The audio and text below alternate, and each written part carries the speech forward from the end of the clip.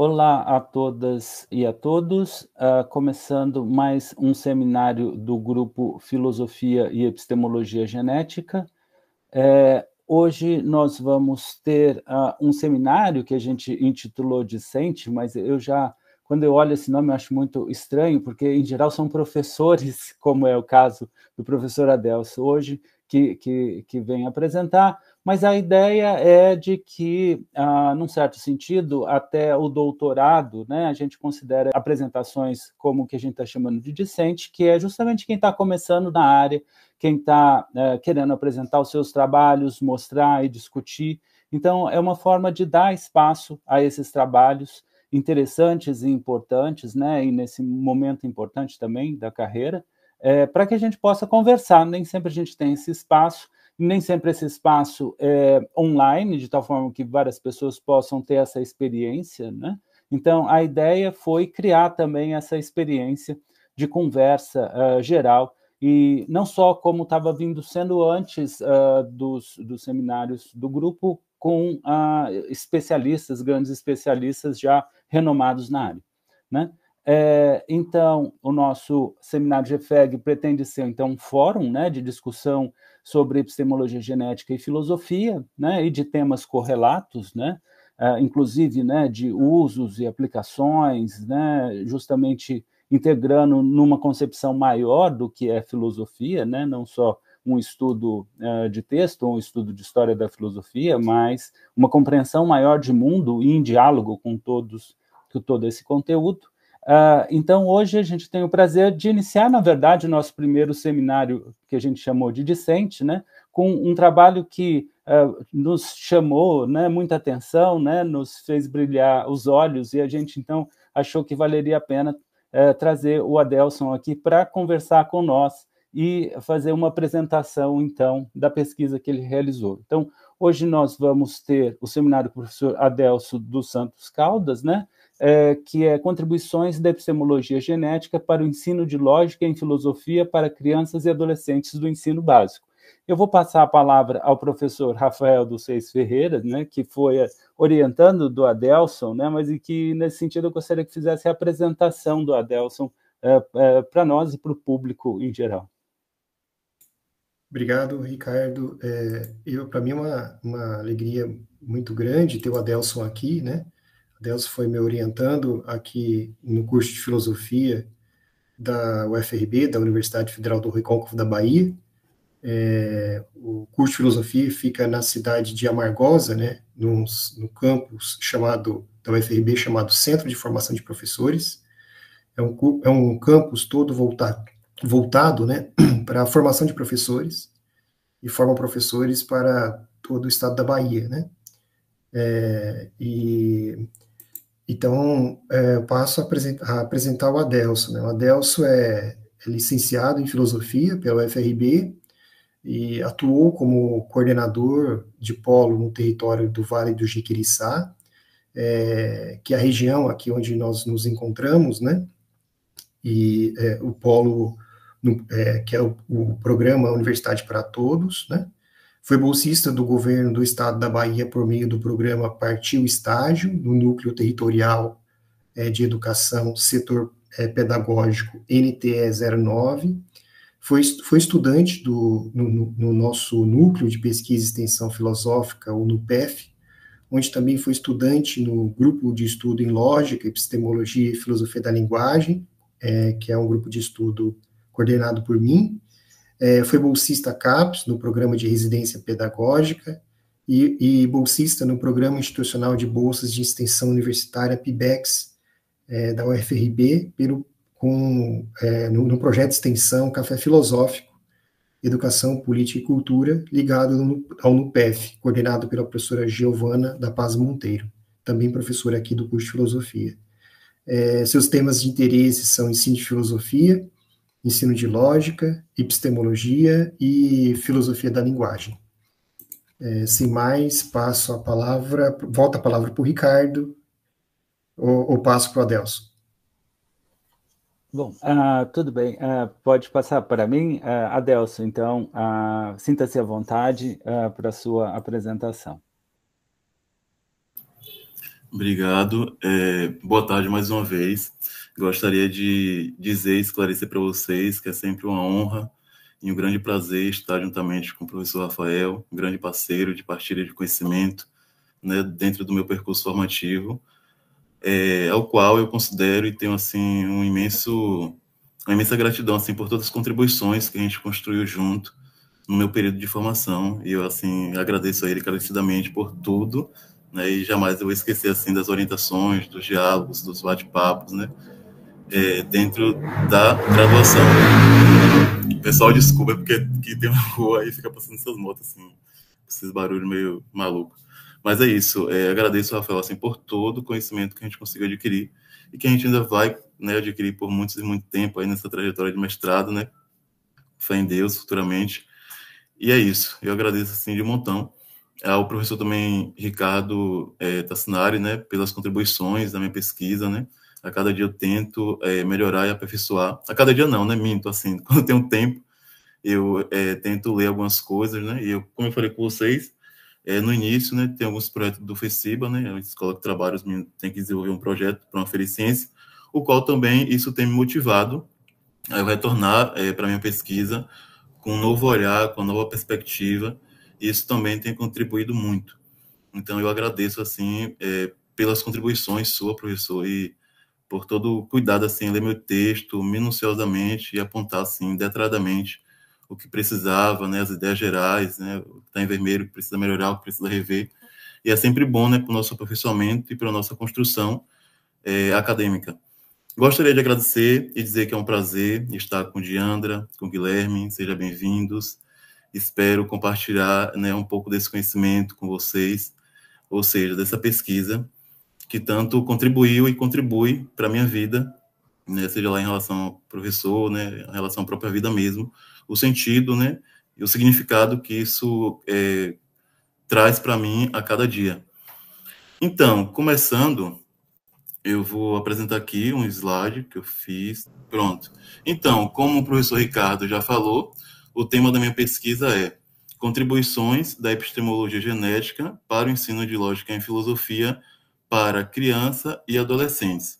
Como questão de pesquisa, eu tento investigar como a epistemologia genética de Jean Piaget pode contribuir para pensarmos o ensino de lógica para crianças e adolescentes e como, a partir dessa contribuição, nós, professores de filosofia, podemos pensar o ensino de lógica para os nossos alunos. Seguindo, né, o meu objetivo, ele consiste em apresentar as possíveis contribuições que a epistemologia genética pode proporcionar para o ensino de lógica na formação de crianças e adolescentes do ensino básico, em particular na disciplina de filosofia. Nesse sentido, a gente buscou, né, compreender como nós, professores de filosofia, podemos mediar o conhecimento de lógica a partir dessas contribuições da teoria da epistemologia genética de Piaget. E aí, o meu trabalho, né, ou seja, a minha pesquisa, né, ela está estruturada na introdução, que é a primeira seção, a segunda seção, noções elementares da epistemologia genética, a terceira seção, o raciocínio da criança no operatório concreto, a quarta seção, o raciocínio do adolescente no operatório formal, a quinta seção, sobre o ensino de lógica para crianças e adolescentes, e a última e a sexta seção, considerações finais. Na introdução, eu coloquei aqui alguns pontos, né, o qual eu considero importante, e a partir desses pontos eu vou trazendo esclarecimento para vocês de uma forma resumida. Na introdução, eu também organizei aqui um roteiro ao qual eu vou acompanhar também. Na introdução, eu primeiro trouxe uma definição do termo lógica, né? Isso aí até o professor me ajudou e me auxiliou na minha pesquisa, né? Porque eu fiz assim de uma outra forma e ele pediu para revisar algumas coisas. E eu preciso ainda trocar, né, esse texto com o Rafael, com o professor Ricardo, para a gente poder também, de fato, rever essa parte de novo, mas de todo modo eu tive acesso ao contato, acesso e contato com o texto do professor que ele me indicou, e eu tentei entender, né, e trazer essa definição de uma outra forma, onde eu recorro à etimologia do termo, né, ou seja, da palavra lógica, e verificamos que a origem dela no grego logos, significa tanto pensamento, razão, como raciocínio. E aí, sobre isso, eu trouxe uma definição do professor Ricardo, né, Tassinari, que ele argumenta que uma lógica, em sentido estrito, é um sistema formal. No entanto, a lógica, em sentido amplo, é uma disciplina, uma ciência, um ramo do saber na qual se estuda diversos sistemas formais e não se constitui necessariamente em apenas um sistema formal. E daí, fecha aspas, aí eu coloquei, portanto, a lógica sistematiza a regra de inferências válidas que são aplicadas na construção de argumentos válidos. Aí eu trouxe a definição, né, para indicar o leitor, né, na introdução, que é a definição desse termo lógica, para depois a gente partir para essa parte da questão do que é, de como, né, essa teoria pode auxiliar o sujeito a produzir esse conhecimento, que nomeamos e chamamos de lógica, a partir dessa área do conhecimento geral, que nomeamos e chamamos de filosofia. Mas antes disso, né, eu percorri todo o caminho e também esclareci a importância da lógica para o conhecimento científico, onde eu trago esclarecendo. O ensino da lógica é importante também para o desenvolvimento do raciocínio científico ou da pesquisa científica, porque nos auxilia na análise dos enunciados dessa teoria, validando os argumentos que são formulados pelo cientista para que suas teorias sejam comprovadas cientificamente. Então, falando de outra forma, a lógica, né, ela auxilia, né, o papel do cientista justamente nessa questão da argumentação, né, na análise desses enunciados, desses argumentos, né, para poder verificar esses argumentos, ou seja, esses raciocínios, para que essas teorias elas possam ser comprovadas cientificamente da melhor forma possível. E aí eu trago também a importância do ensino de lógica na etapa do ensino básico, onde eu esclareço que o ensino da lógica dá possibilidades para o sujeito desenvolver habilidades nas argumentações, elaborando argumentos convenientes nos mais variados contextos, na formulação e na resolução de problemas práticos, teóricos, social, científico, filosóficos e de outras áreas do conhecimento, construindo assim estratégias e resultados para elaborar argumentos válidos e corretos. E aí eu acho que essa parte também eu já trouxe, né, explicando, quando eu falo assim, a importância dessa lógica, né, para o conhecimento de um modo geral. E aí eu sigo esclarecendo, dizendo que isso mostra a importância do ensino da lógica para, no sentido mais amplo, a formação de um cidadão crítico, consciente e atuante na sociedade, que saiba defender seus pontos de vista, né, sem a tutela do outro, através de argumentos racionais, compreendendo a estrutura lógica das teorias científicas e também, em especial, contribui na formação da construção do conhecimento desse sujeito durante sua formação no ensino básico. Né, 2 pontinhos, em específico, fundamental e médio. Né, então, a lógica ela vai ter esse papel aí, né, de orientar o sujeito, né, dentro desses variáveis, né, argumentos, para eles poder futuramente, né, ser uma pessoa que raciocine, né, expõe suas ideias de forma correta, né, saiba defender ali os seus próprios pontos de vista, né, a partir dessa área do conhecimento. Ou seja, ou melhor dizendo, a partir do auxílio dessa área do conhecimento, né, que consideramos importante na vida do sujeito. E daí eu sigo também dizendo que, para que o sujeito obtenha esses conhecimentos sobre a lógica, é necessário que o professor ele tenha, né, essas orientações pedagógicas para mediar o conhecimento deste ensino no processo da formação básica, né? Aí eu tento trazer um pouco, isso aqui é tópicos, né, que eu estou trazendo resumidamente, mas se vocês tiverem acesso ao meu texto, eu vou falar um pouco mais, né, sobre essa importância, né, dessas orientações pedagógicas, tanto pedagógica quanto metodológica, para poder orientar, né, o professor a mediar essa área do conhecimento, né, que a gente está aqui defendendo. E aí, pensando nisso, eu recorri, né, a gente recorreu à Base Nacional Comum Curricular, que é a BNCC, que, como a gente sabe, né, ou seja, se vocês não sabem, vocês passam a saber, a BNCC ela não contém orientação pedagógica curricular destinada a essa área do conhecimento, né, que chamamos de lógica. Mas ali, em alguns pontinhos, né, em algumas habilidades, em algumas competências, a gente consegue identificar algumas partes específicas, né, a ser estudado, né, que que as autoridades normal, né, que organizam esse documento, consideram importante. Então, melhor dizendo, esses conhecimentos, né, da área de lógica, ele aparece diluído, né, nessas habilidades e nessa competência, né, presente nesse documento, né. Mas aí eu trouxe aqui, né, dentre de algumas que eu esclareci no meu texto, apenas uma, né, dentro dessas habilidades da BNCC, que esclarece que o sujeito, né, ele deve desenvolver o raciocínio lógico, o espírito de investigação e a capacidade de produzir argumentos convenientes, recorrendo ao conhecimento matemático para compreender e atuar no mundo. Querendo ou não, eu acho que essa citação, né, estuda-se também uma parte da lógica, né? Dentre delas, eu acho que tem outras também que eu trouxe, né, analisando aqui agora, e que define melhor essa área do conhecimento e que comprova, de um certo sentido indireto, que nós, professores, devemos desenvolver estratégias para poder também mediar né, essa área do conhecimento que está aí ainda entre alguns caminhos, né, que ainda precisa ser percorrido. Por isso que justamente estou aqui defendendo ela. E aí, né, pensando, né, sobre essa questão do ensino de lógica, né, vendo essa questão na BNCC, na DCRB, né, eu acho que eu trago essa análise da DCRB dentro do capítulo que eu falo sobre o ensino de lógica propriamente dito. E aí, falando sobre isso, né, defendendo esse ensino de lógica, nessa pesquisa, eu tento, assim, defender como essa teoria, né, da epistemologia genética de Jean Piaget, ela pode contribuir para nós, professores de filosofia, né, pensarmos o ensino de lógica para crianças e adolescentes.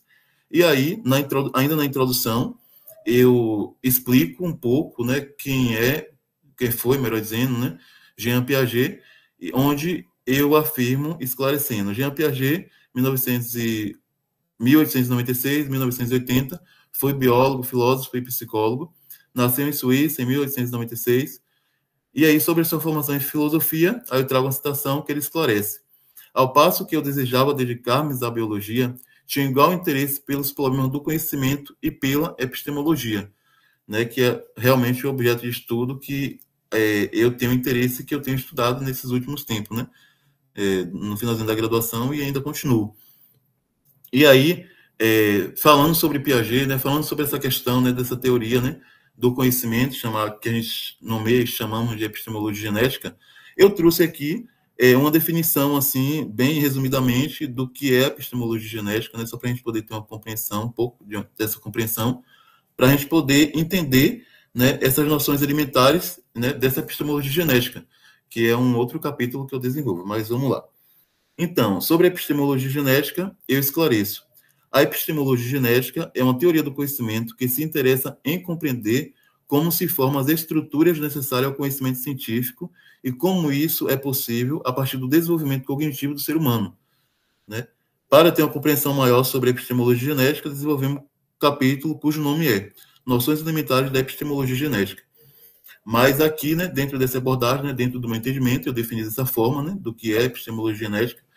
E aí, dentro dessa abordagem do conhecimento, né, Piaget também vai dizer, né, um interesse, né, acredito que tenha sido, né, ou foi o interesse de Piaget para poder desenvolver, né, essa questão, desenvolver e entender, né, produzir, melhor dizendo, e entender sobre essa questão, né, de como o sujeito passa de um conhecimento maior, de um conhecimento menor para um conhecimento maior.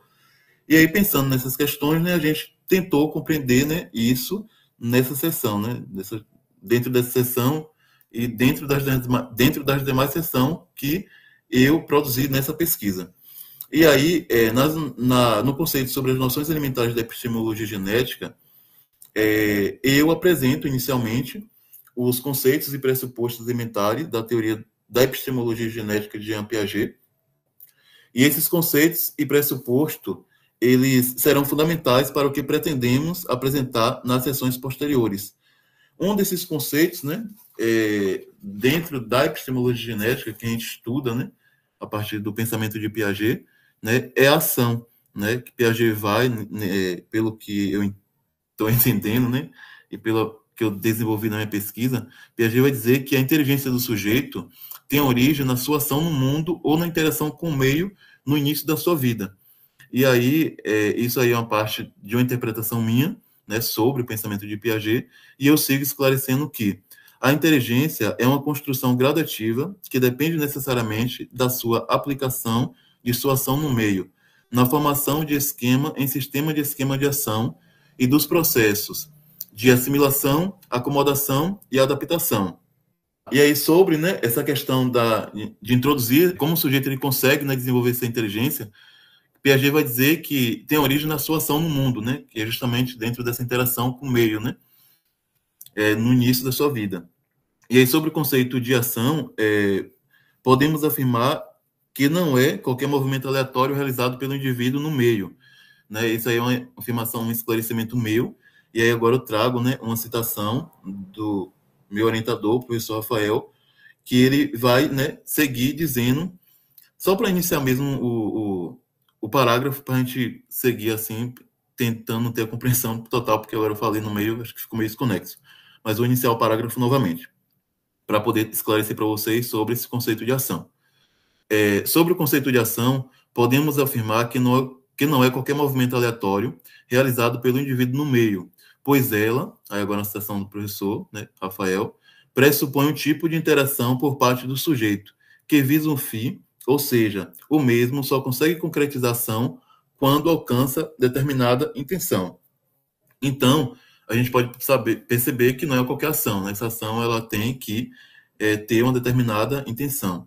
E aí eu sigo esclarecendo que, na medida que a criança amplia sua interação com o meio, atribuindo significação a ele, através de ações, ela vai construindo a noção de objeto, né? O objeto, desse modo, é uma construção por parte do sujeito na sua interação com o meio que o cerca, né? E por isso que é sempre uma construção subjetiva, né? Como o professor Ricardo Tassinari bem salientou e frisou isso para mim. É uma construção subjetiva, e aí, né, a gente percebe que o sujeito ele desenvolve sua inteligência a partir da ação, né? E dentro dessa, a partir da ação no meio, né? E aí, a partir dessa ação no meio, ele vai, né, ali, gradativamente construindo essa noção de objeto, né? E aí, aos poucos, ele vai atribuindo essa significação, né? A partir de todo um período do desenvolvimento ao qual eu estou tentando esclarecer para vocês, né? Período do desenvolvimento esse, que é o desenvolvimento cognitivo do sujeito. E aí, ele fala, né, que primeiro tem ação, e aí depois temos esse esquema de ação, né, que aí o próprio Piaget ele vai dizer, né, que dentro desse esquema, né, eu acho que o sujeito ele vai atribuindo, né, de uma forma melhor, eu acho que, assim, apresentando, ele vai conseguindo ter mais significação, fazer ou realizar, ou ter essa percepção, né, ou ter essa compreensão de mais significação daquele objeto. Né? Não sei se eu me equivoquei, se caso eu me equivoquei nessa fala, eu peço para o professor Rafael Ricardo me dar um feedback depois. Mas é isso. Sobre o esquema de ação, bora voltar aqui no texto, eu vou esclarecer para vocês o que é. Então, Piaget identificou que toda ação da criança tende, aos poucos, a se estruturar por meio da repetição da ação. Então, o esquema de ação é formado a partir dessa repetição de ação. O esquema de ação é formado, então, a partir da ação que a criança realiza no meio no qual está inserida através dessas repetições. Aí eu trago aqui uma citação de Piaget, onde ele esclarece que o esquema é a estrutura ou a organização dos movimentos das ações, as quais se transferem ou generalizam no momento da repetição da ação, em circunstâncias semelhantes ou análogas, né, em relação a essa questão do esquema de ação, né, que a gente já sabe que ela vai se construindo a partir dessa repetição dessa ação. E aí, né, dentro desse esquema de ação, o sujeito ele passa a desenvolver, né, assimilação e acomodação e adaptação com o meio, né? E aí eu trago aqui um esclarecimento meu, onde eu afirmo dizendo: esses diversos esquemas construídos pelos sujeitos coordenam entre si, estabelecem uma rede de relações, formando a estrutura cognitiva da inteligência da criança e gradativamente do sujeito adulto, isto é, do ser humano, através da assimilação, acomodação e adaptação que o indivíduo estabelece com o seu meio. Então, sobre o conceito de assimilação, a gente pode afirmar que é a incorporação dos dados do meio às estruturas do organismo, do sujeito, que são formadas a partir do seu sistema de esquema de ação. Então, essa pesquisa, ela tem muito detalhe, é uma coisa envolve outra, né? E por aí vai. Mas essa assimilação, né, o sujeito, a partir dessa incorporação, né, desses dados dos meios, ele vai ali conseguindo, né, assimilar aquilo que está dentro do seu contato, né, a partir desse contato diretamente com os objetos do meio. E aí, já a acomodação é uma mudança do sistema de esquema de ação, isto é, um reajuste ativo para melhor atingir os fins propostos pelo sujeito e assim melhor interagir com o meio que está sendo assimilado. Então, assim, a assimilação acontece dentro desse processo, né, de interferência. Como Piaget, ele bem esclarece, né?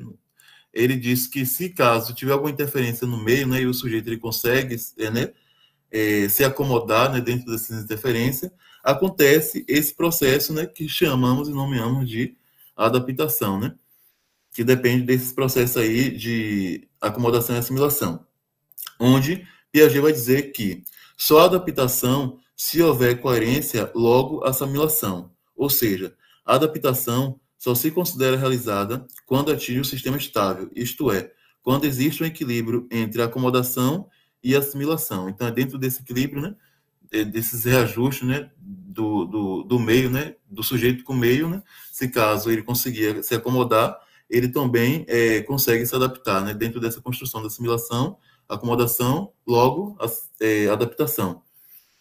E aí, depois desse processo, né, ainda tem o sistema de esquema de ação, onde eu trago aqui esclarecendo que a significação de uma ação é construída a partir do sistema de esquema de ação, de modo que, quanto mais complexo é o sistema de esquema de ação, mais complexa é a significação.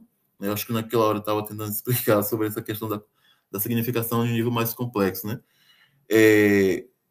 Mais complexa é a significação construída...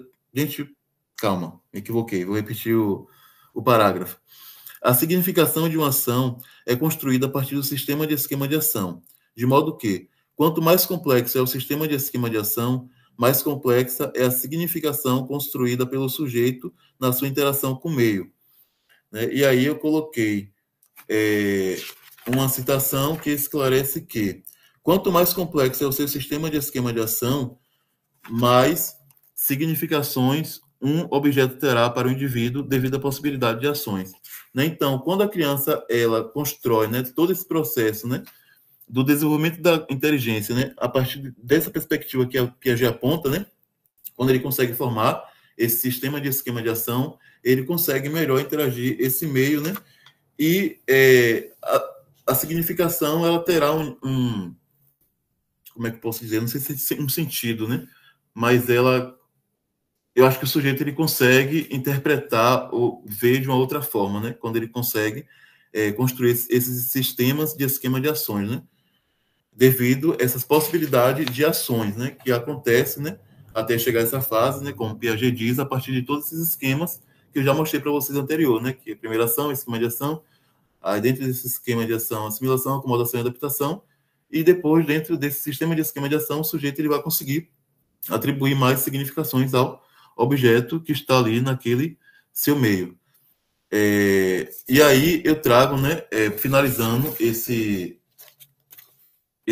essa sessão, eu trago, né, um resumo assim geral do que eu tento esclarecer e apresentar nessa parte da minha pesquisa. Aí eu coloco: no nível sensório-motor, as ações são realizadas no nível corporal da percepção, mas na medida que a criança interioriza suas ações no nível das representações, torna-se capaz de realizar mentalmente, operando com símbolo e signos. É nesse nível que surgem os primeiros raciocínios no ser humano, que no caso é ainda criança. Então, Piaget, ele, né, a partir do entendimento que eu tive de Piaget vai dizer, né, que primeiro, né, dentro desse desenvolvimento da inteligência, o sujeito ele vai conseguir, né, desenvolver isso, né, a partir desse contato com o meio, né, como eu apresentei aqui para vocês, né, construindo, né, essa questão da relação do sujeito-objeto, né, tentando também construir, né, e dar, trazer ou sei lá se é que existe algum significado para algumas coisas, entender esse significado, dentro desses processos, né? Mas claro que eu acho que essa significação, essa significação ela só vai ter uma complexidade maior devido a essas possibilidades de ações que o sujeito ele ter. E aí, eu acho que para esse capítulo, essa seção, né, eu já finalizei assim sobre essas noções elementares da epistemologia genética, né? E aí, no caso, a gente tentou entender, né, como surgem esses primeiros raciocínios no ser humano, que no caso ainda é criança, e agora a gente vai entender esse raciocínio no nível operatório concreto proposto por Piaget, né? Entender sobre esse desenvolvimento do sujeito. E o objetivo dessa sessão é apresentar como as operações sobre símbolos realizadas pelo sujeito é condição para o raciocínio no operatório concreto. O raciocínio tem início quando a criança interioriza os esquemas de ações, realizando-os no nível das representações. As representações no sujeito têm início com o surgimento da função semiótica ou função simbólica, né? Nessa sessão, como eu já tinha explicado para vocês, né, só retomando aqui algumas coisas, a gente percebeu na sessão, né, das noções elementares do período, nas noções elementares, né, da epistemologia genética, que o sujeito ele vai, né, ter esse contato concreto, né, desenvolver, né, a sua inteligência a partir desse contato concreto. E aí, no raciocínio da criança no operatório concreto, a criança ela vai ter um trabalho maior, né, nesse sentido, para poder já conseguir, né, representar esses objetos, né, que estão ao seu redor. E eu vou tentar explicar, né, um pouco para vocês como isso acontece. Para começar, eu acho interessante a gente tentar explicar ou definir o que é, né, essa função semiótica ou simbólica, né, para a gente poder entender como o sujeito ele consegue, né, representar esse objeto, né?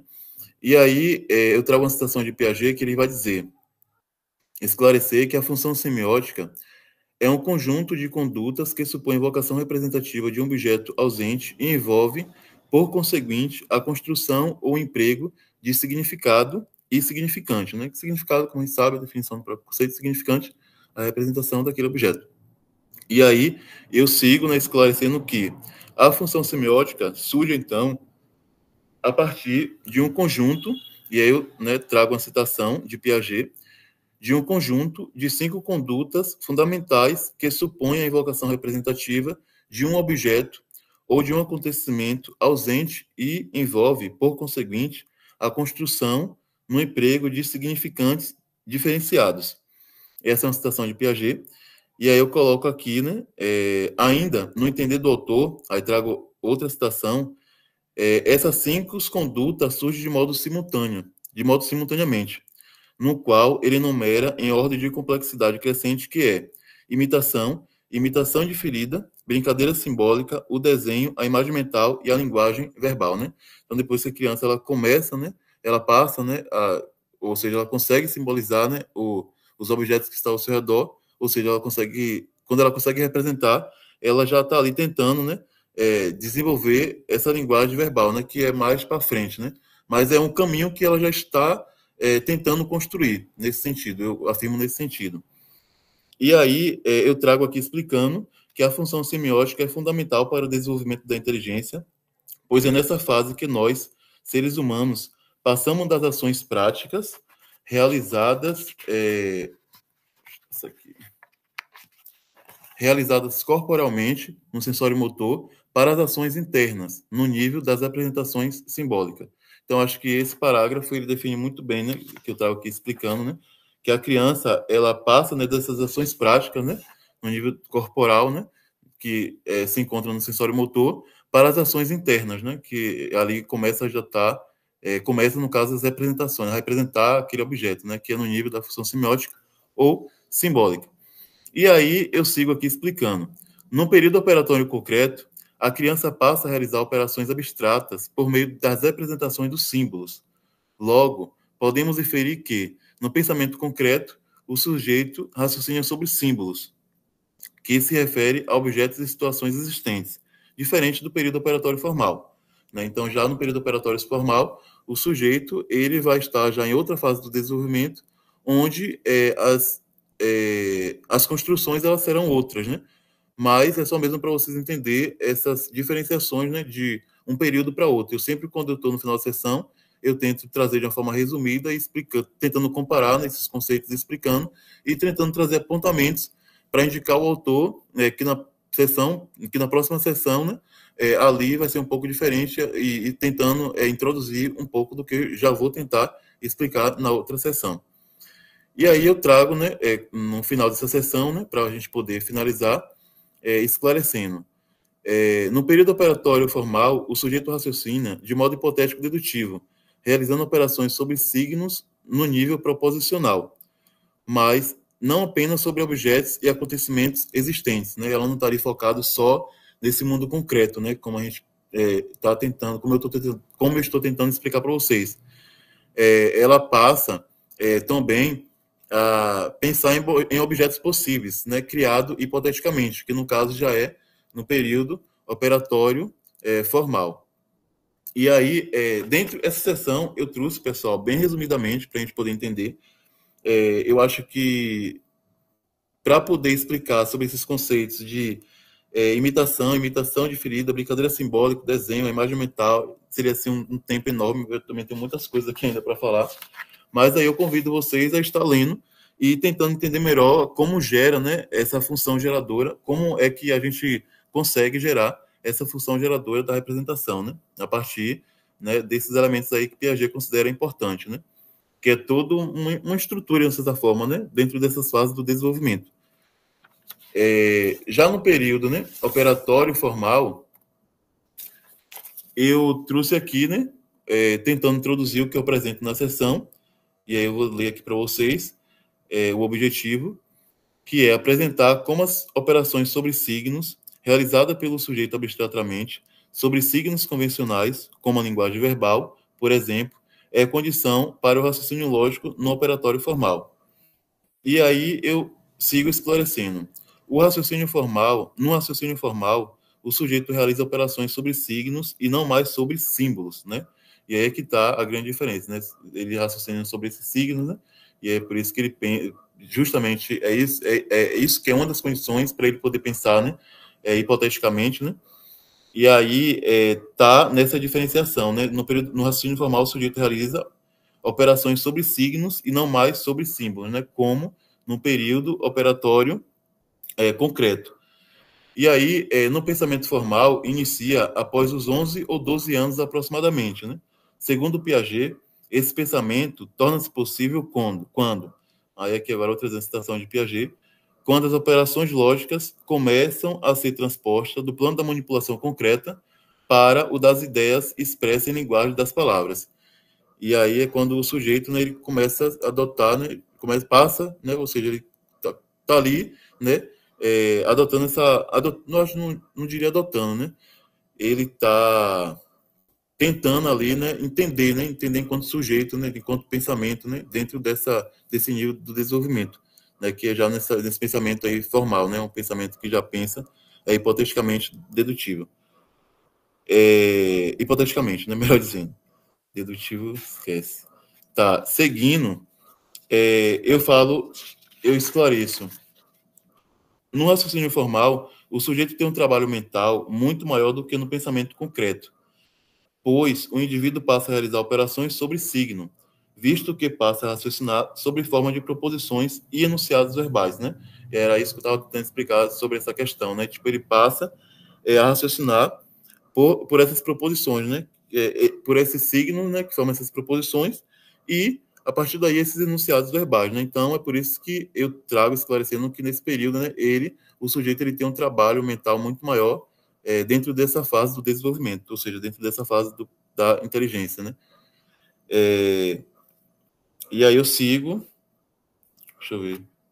Visto que passa a raciocinar sobre forma de proposições e enunciados verbais, mas sem necessariamente o apoio da experiência do meio, né? Então ele já passa a estar ali desvinculando, né, da experiência do meio e obtendo o uso, né, da sua racionalidade, né? Isso aqui. Então, sobre isso, né, eu trago outra citação de Piaget, onde ele vai dizer: o pensamento formal é, portanto, hipotético-dedutivo, né, isto é, capaz de deduzir as conclusões de puras hipóteses e não somente através de uma observação do real, né? Então, o sujeito, ele passa também, né, a... Vocês perceberam que é todo o nível, né, de desenvolvimento para a gente poder entender, né, esse nível de desenvolvimento a partir dessa teoria, né, da epistemologia genética proposta por Piaget.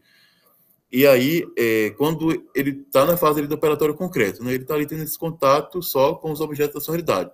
Depois, esses objetos da realidade ele já passa a representar. E aí depois ele passa, né, a justamente sair, né, dessa... Quer dizer, sempre a gente está dentro dessa realidade, mas ele passa a sair somente dessa realidade que está aqui dentro do nosso concreto, para também usufruir e criar, né, essas hipóteses, né, dentro desse mundo aí, dessa elaboração de raciocínio, desse mundo, né, que a gente consegue entender as coisas a partir, né, dessas significações que há, né, em cada signo e por aí vai, né, como a gente estuda em filosofia da linguagem, que já é uma outra abordagem. Começa a entender, né, tem uma perspectiva de mundo de uma outra forma, melhor dizendo. E aí, eu continuo, né, dizendo que, diferente da criança, Piaget diz que, aí eu trago uma diferença, né, o adolescente é um indivíduo que constrói sistemas e teorias, né, a partir dos signos que formam as proposições. Né, e aí está toda a diferenciação, né. Assim, aí eu sigo esclarecendo, assim, o pensamento formal leva o sujeito a criar problemas e elaborar seus próprios meios para solucionar, enquanto, no operatório concreto, os problemas derivam dos dados do meio e a criança não sabe solucioná-lo no nível reflexivo, isto é, abstrato. Então, no nível reflexivo, totalmente abstrato, o sujeito ele vai ter essa autonomia, né, de já conseguir resolver as coisas, né, já de poder ali estar usando da sua própria tutela nesse sentido, né, não é dessa tutela total como distante, né, mas um pouquinho ali tentando, né, se engajar nesse mundo, né, de pensamento, né, para poder se entender enquanto sujeito, enquanto pessoas aí existentes nesse mundo. Mundo, no caso, mais reflexivo, né, mais abstrato, distante desse mundo concreto, né, dentro só dessa realidade, né, para também ter essas outras, adquirir, né, o desenvolvimento, ele passa, como é que eu posso dizer, melhor formulando, a inteligência também, ela passa, né, por essa reflexão, por esse nível, né, de, poxa, eu usei a palavra agora, nesse nível, né, de trabalho mental muito maior, né, do que no período operatório concreto, como eu já esclareci para vocês. Tá, só mesmo aqui agora, né, para a gente poder entender, né, o objetivo final dessa sessão, eu trago explicando que, no período operatório formal, consiste na lógica das proposições, que se refere a um sistema de operações sobre signo, isto é, como já vimos, uma lógica de todas as combinações possíveis do pensamento, expressas em proposições. Temos por consequência que, no período operatório formal, os objetos da realidade concreta passam a ser substituídos por enunciados verbais, que são construídos por signos mentais em forma de proposição, né? E aí o sujeito ele passa, né, já a resolver seus problemas, né, cotidianos e práticos a partir, né, dessa argumentação, né? Por isso que a gente defende e acha que é tanto importante e necessário, não só por isso, mas também por uma situação mais elevada, e a gente defende o ensino de lógica porque a gente considera que realmente é importante, né? Porque onde o sujeito ele vai estar desenvolvendo, né, a sua argumentação, e para ele poder desenvolver, né, desenvolvendo sua argumentação, desenvolvendo seu raciocínio, e para ele poder desenvolver de uma melhor forma possível, por isso que a gente considera, né, que há essas orientações, né, para esse tipo de conhecimento. Mas eu vou explicar, né, eu vou ler aqui algumas coisas, né, por isso que eu considero importante, né, algumas coisas do porquê eu considero importante, né, de ter essa aplicabilidade, né, do ensino de lógica para crianças e adolescentes.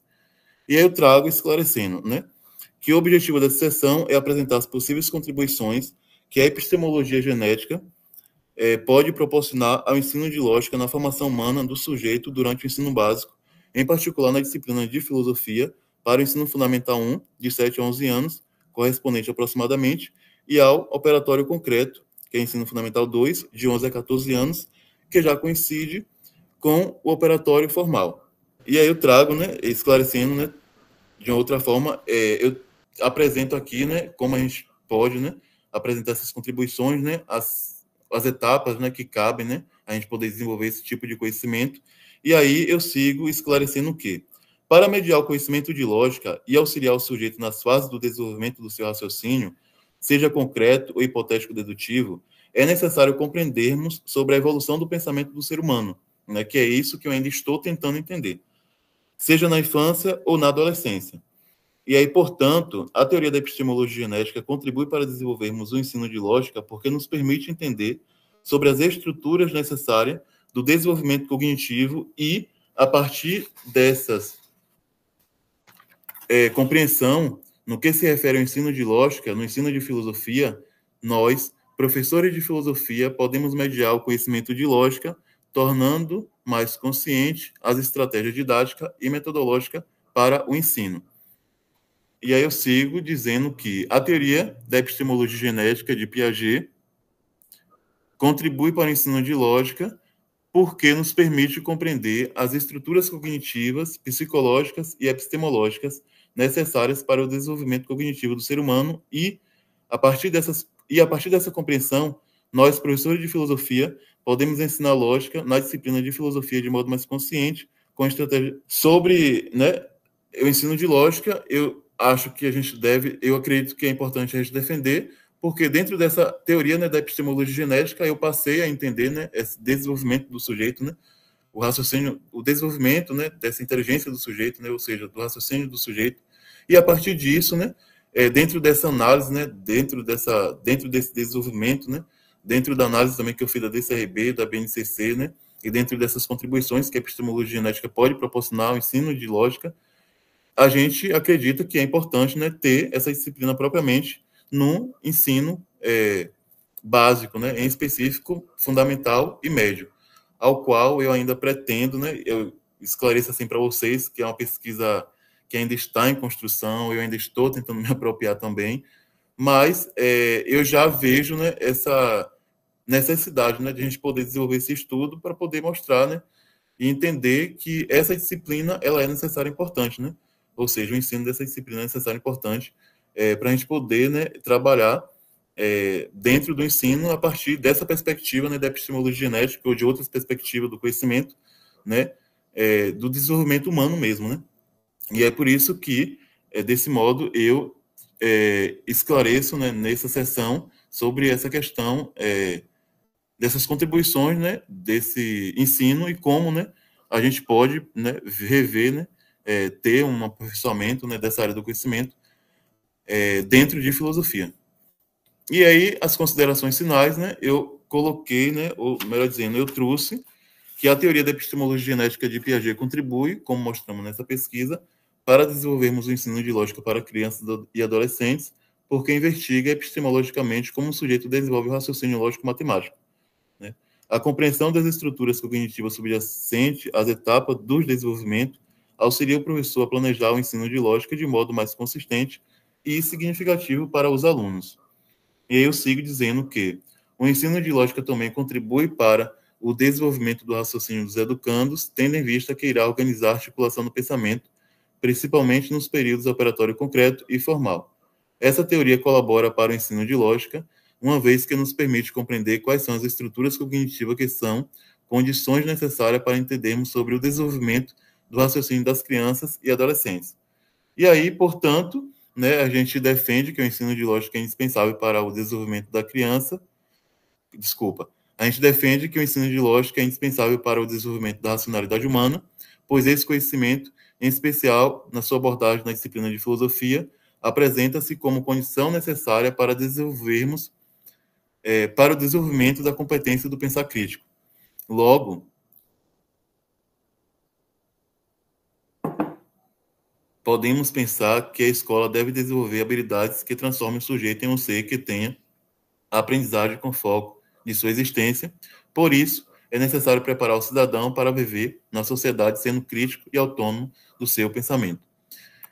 Aqui estão as referências e eu agradeço pela atenção de vocês, desculpa pelo nervosismo, desculpa pelos imprevistos, e eu estou aqui para a gente poder contribuir e construir esse conhecimento juntos nessa tarde maravilhosa. Obrigado, Adelson. Parabéns pela exposição. Bom, eu abro, então, para a nossa sessão, né, de conversa sobre o trabalho, sobre questões, sugestões.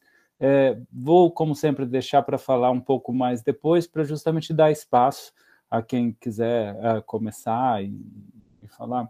Alguém teria alguma questão, comentário, sugestão?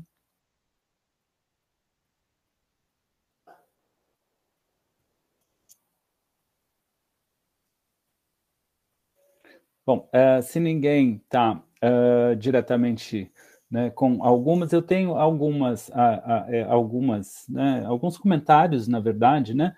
O que eu acho particularmente bonito no trabalho do Adelson é como, num certo sentido, ele usou, né, a teoria de Piaget para olhar mesmo, né, para essas estruturas necessárias do conhecimento, como elas próprias vão se construindo, e a partir daí como a própria compreensão do sujeito, né, da criança, do adolescente, vai se construindo, e essa própria realidade, essa própria compreensão da realidade, né, por esse sujeito, e identificar, então, a lógica como um momento essencial, principalmente quando você começa no período operatório formal, né, naquilo que a gente chamou de operações sobre signos, né, como as inferências lógicas fazem parte dessas operações sobre signos, em especial sobre proposições, né, que são tipos específicos de signos, né? Propiciando, então, né, todo esse universo que o operatório formal abre, né, que é basicamente o universo da própria ciência, da própria filosofia, e nesse sentido eu achei muito interessante justamente como, ao mesmo tempo, é um trabalho que busca pensar essa construção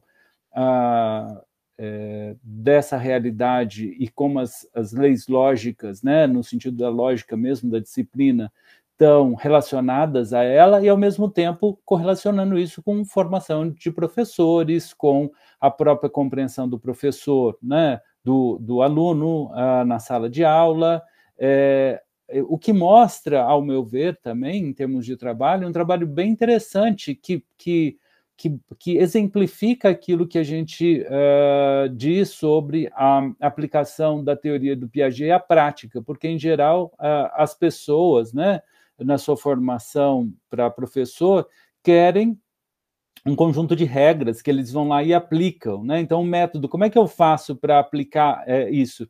E não há isso em Piaget. O que há é uma busca de compreensão de quem é o ser humano, de como ele constitui as suas estruturas necessárias para conhecer o mundo, de que há um mundo, portanto, para esse sujeito estruturado por elas, né? Lembrem-se que Piaget sempre vai perguntar às crianças o que elas pensam, como elas pensam, então já pressupõe de início uma diversidade de visões do mundo, de uma diversidade de realidades para cada um, e um certo mecanismo comum a essa construção dessas diversas realidades, né?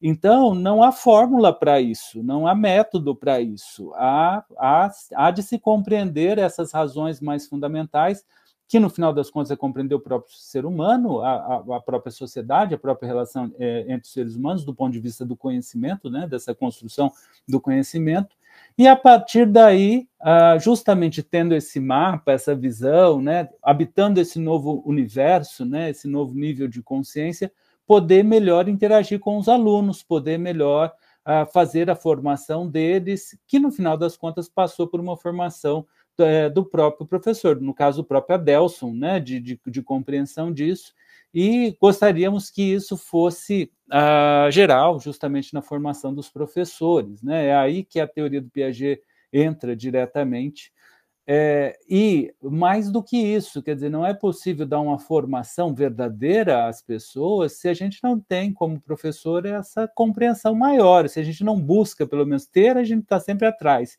de ter, né?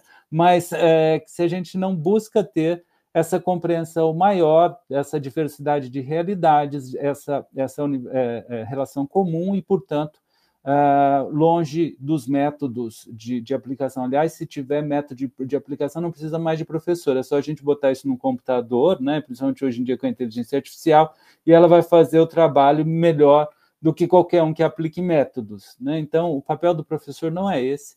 Então, por todas essas características, eu acho o trabalho do Adelson muito interessante, muito relevante, né? Bom, eu teria algumas outras coisas a comentar, na verdade, mais em relação ao que o Adelson falou de significações, né? Mas eu vou, de novo, deixar em aberto para tentar não monopolizar, né, para quem quiser conversar com ele, perguntar mais também, né, aprofundar. Alguém gostaria de falar? Diandra? Boa tarde, me escutam bem? Sim. Sim. Primeiro, te parabenizar, Delson, né, pelo trabalho realizado junto com o professor Rafael e também com a colaboração do professor Ricardo, né? Acho que teu tema é muito instigante, assim, né? Eu sou licenciada em filosofia também, já faz um pouquinho mais de tempo, mas nunca atuei como professora de filosofia no ensino médio, né? Então, também vim um pouco com essa expectativa, assim, né, de saber um pouco da tua atuação, né, junto desse trabalho, dessa pesquisa, né? Mas como a gente conversou um pouquinho ali no início, trouxe pra gente, né, que faz pouco tempo, né, que tu foi para a sala de aula, né? Então, se eu estou lembrando bem, né, qualquer coisa tu me corrige. Faz pouco tempo que tu foi para a sala de aula como professor, né? Tava mais em questões mais burocráticas mesmo das secretarias, né? E que nesse momento tu não estaria exatamente trabalhando com uma disciplina de filosofia, né? Mas trabalhando com, digamos assim, não sei se seria correto chamar de disciplina, né? É um projeto, pelo que tu disse, né? São projetos de ciências, é isso? De uma feira de ciências, né? Isso, projetos em itinerários formativos. Isso. Mas que estão dentro dos currículos? Ou são complementares ao... É complementar a uns programas do governo do estado.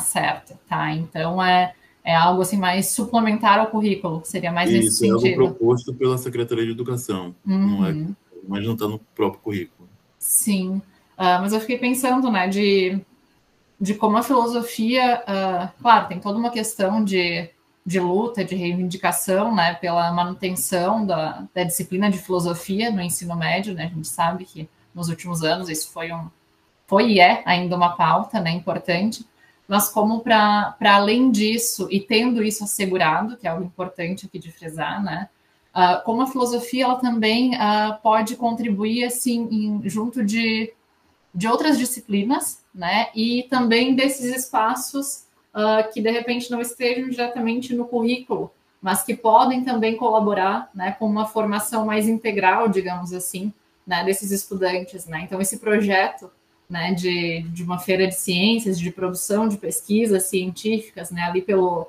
digamos assim, trazendo o ponto, que talvez seja o ponto nevrálgico, assim, da questão, né, dessa argumentação, né, desse manipular, né, do hipotético, né, como isso também é algo bastante caro e com que a filosofia, né, e professores de filosofia têm a contribuir, né, do ponto de vista formativo, né. E eu estou pensando aqui num sentido de formativo como processual mesmo, né, do ponto de vista educacional. Então, assim como tu, Adelson, né, agora ocupando essa posição de professor nesses projetos, né, e tendo a tua formação acadêmica na filosofia, com esse olhar para a lógica, né, como tu pensa, assim, que se já, digamos assim, se no teu dia a dia tu consegue perceber isso, ou se tu, mesmo que não consiga perceber no dia a dia, mas pensa, né, a respeito disso, assim, como que tu acha que nesses momentos, né, pelo ensino da lógica, né, e aqui a gente pensa no ensino-aprendizagem sempre, né, não só ensino, mas como professor, né, e especialmente compromisso com o ensino, tu acha que é possível, assim, contribuir justamente com o desenvolvimento desse tipo de pensar, né? Então, entendendo que tu está trabalhando com estudantes ou vai trabalhar com estudantes que não necessariamente tenham já, né, desenvolvido, construído essas estruturas cognitivas para já manejar, digamos assim, né, hipóteses diversas nesse trabalho numa feira de ciências, né? Mas estudantes que de repente cheguem até ti, né, e que estão, digamos assim, num momento de desenvolvimento que não ainda se deu essa construção, né, disso que, digamos assim, a gente precise para manejar a própria hipótese com que se vai trabalhar. Então, não sei se estou me fazendo entender, assim, no sentido de que esses estudantes que chegam até ti, de repente, não têm ainda construído isso que talvez seja um ponto de partida para esse manejo já do operatório formal. Né? Então, como é que tu, como professor de filosofia, especificamente na lógica, né, tu enxerga que dá para mobilizar algo assim com esses estudantes para justamente contribuir com esse desenvolvimento que ainda não foi realizado? Faz sentido isso para ti? Eu estou viajando demais? Tá, Pode dizer que está viajando, não tem problema. Não. É porque eu fico pensando em várias situações, em vários contextos. Porque, assim, eu, dentro da minha relação, né, do dia a dia, eu consigo, assim, tento, né, quando eu também leio, né, começo, retomo, leio algumas coisas na minha pesquisa, eu tento, assim, analisar na prática, né, e aí eu fico tentando, assim, procurar e tal, tentar relacionar. Algumas coisas eu percebo, né, eu falo assim, nossa, que legal, é bom perceber isso, principalmente, eu acho que desde o momento que eu comecei a desenvolver essa pesquisa, eu sempre tenho um olhar muito minucioso e atento a crianças, que é partindo dessa concepção, né, dessa teoria do conhecimento, né, dessa epistemologia genética, né, que me proporcionou ter esse olhar. Porque, assim, eu fico pensando, se a criança, ela passasse, né, talvez, não sei, nunca fiz nenhum teste, nunca desenvolvi nada, era proposta, né, com o Rafael, só que o semestre passou correndo na faculdade, eu acabei que a gente não deu conta. Mas eu espero seguir com essa pesquisa com ele no mestrado e eu consiga dar conta, né, de ver isso na prática, né, de ver isso se realizando na prática, porque era a minha intenção, Diandra. Eu comecei a desenvolver pesquisa já pensando nisso, né, e, no entanto, eu lembro como se fosse hoje, eu mandei um áudio para Rafael e até assim, muito emocionado, né? Assim, nossa, Rafael, eu queria tanto fazer esses planos para poder ver como é que isso funciona na prática, porque eu fico pensando, eu só estou estudando algo na teoria, né? E aí o contato que eu tive agora foi com os alunos do ensino médio, né? Mas com criança, né? Eu ainda não tive, né? Eu fico assim, tendo, só mesmo quando eu vejo uma criança, quando tenho contato com criança, eu percebo e começo a observar algumas coisas. Mas, por exemplo, eu acredito, Diandra, que se o ensino, né, se a gente conseguisse, né, a partir dessa proposta, né, dessa teoria, né, e também de outras, né, epistemologia, teoria do conhecimento, né, outras epistemologia, eu acho que a gente conseguiria atingir um objetivo maior, né, em relação a poder formar esse sujeito da forma que deve realmente se formar. Porque eu percebo que ainda existe muito déficit, né, principalmente professores. Eu analiso assim de uma forma bem geral, né? Não sei como é que isso está na prática hoje, mas alguns tempos atrás, eu, assim, diante do ensino infantil, né? Ensino fundamental 1 e 2, eu percebo que não existe assim um sentido, né? Para o desenvolvimento desse indivíduo. Por exemplo, as pessoas já chegam detonando com as informações, mas não respeitam. Por exemplo, talvez a criança, sei lá, por exemplo, no ensino infantil, a criança, ela está desenvolvendo, né, essa função geradora da representação, função semiótica, função simbólica, e talvez nessa fase, né, nessa fase do desenvolvimento, seria interessante trabalhar também dentro dessa perspectiva, respeitando essa fase, essa determinada fase da criança, trabalhando mais com simbolização, com desenho, né, com isso, com outras coisas que se encaixam melhor para esse período do desenvolvimento. Porque esse caso, né, é o que eu penso também, né, eu espero que o professor Rafael, vocês aí me deem uma orientação. É o que eu penso, é o que eu percebo, né, diante de pouco tempo que eu estou pesquisando sobre. Mas eu acredito que se esse sujeito, né, ele tivesse essas orientações, se a gente, né, tivesse essas orientações pedagógicas e metodológicas para poder trabalhar com esse sujeito, né, respeitando essas fases, né, do desenvolvimento, né, da racionalidade humana, a gente talvez chegaria, né, um pouco mais à frente sem muito déficit no ensino. Porque eu acho que a gente tem hoje muito déficit no ensino, é muito retardado. Acho que a palavra não é bem de forma pejorativa. Eu acho que hoje algumas pessoas estão ficando assim, né? Eu acho que o conhecimento eles estão ficando retardado, né? Tipo, é uma evolução assim que parece que, sabe, tá moída, né? Um negócio, eu vejo assim com um olhar de estranheza, né? E aí as pessoas, ela passa por essas fases de desenvolvimento de qualquer forma e chega assim na fase do desenvolvimento maior, né? Dentro desse pensamento hipotético dedutivo, né? eu acho que não da forma que deveria estar. Eu acho que se a gente seguisse, né, algumas orientações, né, dessa questão da epistemologia, né, de algumas epistemologias, né, nessa perspectiva mesmo da teoria do conhecimento, né, se eu acho que existisse uma formação maior, né, a partir dessa perspectiva para nós professores, eu acho que a gente, professor do ensino básico principalmente, conseguia sancionar esses problemas, e a gente, eu acho que no Brasil teria, eu penso de uma concepção já maior. No Brasil, eu penso que a gente teria uma taxa menor, né, de tantas pessoas analfabetas, ou seja, de tantas pessoas em determinado nível do desenvolvimento dessa forma, né, chegando, né, sem... Eu acho que passa, assim, por essas fases, e essas fases ela não é respeitada. Como, por exemplo, eu tenho um aluno, gente, no primeiro ano, que não sabe ler. Então, assim, como é que isso está acontecendo, né? Tipo assim, é um problema geral, ok, né? Tipo, eu acho que distorce um pouco daquilo que a gente está conversando aqui. Mas é só mesmo para a gente poder, eu acho que dentro desses problemas geral, a gente consegue também analisar e entender esses específicos, né? Então, por isso, Diandra, que eu, inicialmente, eu quero, né, futuramente, talvez, né, com a pesquisa de mestrado ou não, né, de uma pós-graduação, entender como é que eu posso, né, dentro dessa aplicabilidade, né, dentro dessa prática, ver como é que isso funciona, para poder realmente defender com unhas e carnes que se o sujeito, né, dentro dessas fases do desenvolvimento, tiver, né, essas orientações, eu acredito que ele chega em um nível, né, mais avançado, sabendo, ou seja, com desenvolvimento maior, nesse sentido, né? Eu não sei se eu respondi a sua pergunta, não sei se eu ajudei, mas a minha perspectiva... Acho que sim, Adelson. É bem legal isso que tu está trazendo, né, assim, dessas fases do desenvolvimento também, assim, que eu acho que é algo que corrobora com a defesa do próprio ensino de lógica, no sentido de tomar esse desenvolvimento, né, inclusive dessas construções mentais todas, né, dessas capacidades, enfim, o termo que se utilize, como possibilidade para o sujeito, né?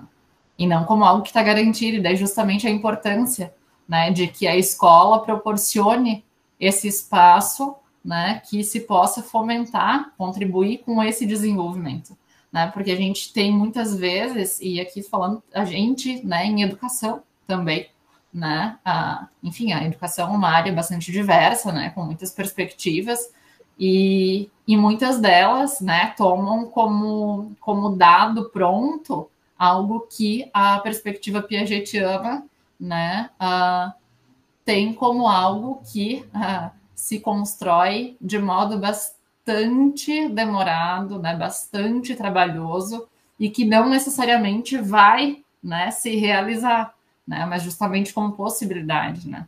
Então, esse manejo, né, de um pensamento hipotético, dedutivo, né, ele não está garantido para ninguém, né, e daí também digamos assim, a bandeira, né, da escola, esse compromisso da escola, né, de contribuir também para isso, né, que tem, me parece, né, que tem muito a ver também com um ponto que tu trouxe durante a tua fala sobre a cidadania, né, um tema que me interessa fortemente, né, então esse exercício de si como cidadão, como cidadã, né, ele envolve, entre tantas coisas, né, também essa disponibilidade, né, de um manejo, né, de um pensar hipotético, né? Então a própria autonomia, né, autonomia moral, enfim, né, ela depende também, né, dentro da perspectiva piagetiana de, digamos assim, desse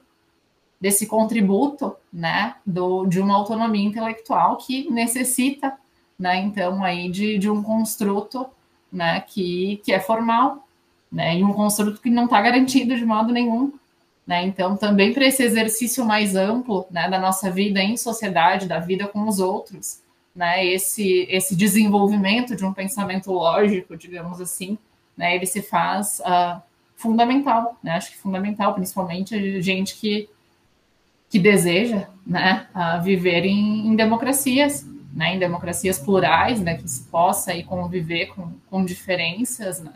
Então, acho que essa, como o Ricardo disse antes, né, essa tua proposta, o teu estudo, né, do ensino de lógica na escola, né, E eu achei interessante que tu trouxe da educação básica, né? E tu não trouxe simplesmente do ensino médio, né? E acho que isso é um ganho muito grande. É um ganho muito grande porque a gente está muito acostumado, pelo menos aqui, né, no nosso país, a fazer alguma defesa já histórica, né, do ensino de filosofia para o ensino médio, né? Mas o ensino fundamental, né, ele fica simplesmente deslocado. Algumas poucas escolas, né, geralmente de classes muito privilegiadas, né, que têm acesso à filosofia e ensino fundamental, né? Então esse o modo de colocar, né, a questão também é muito valiosa, assim, né, porque dá margem aí para a gente afirmar algumas defesas, né? Então, bom, mas falei demais.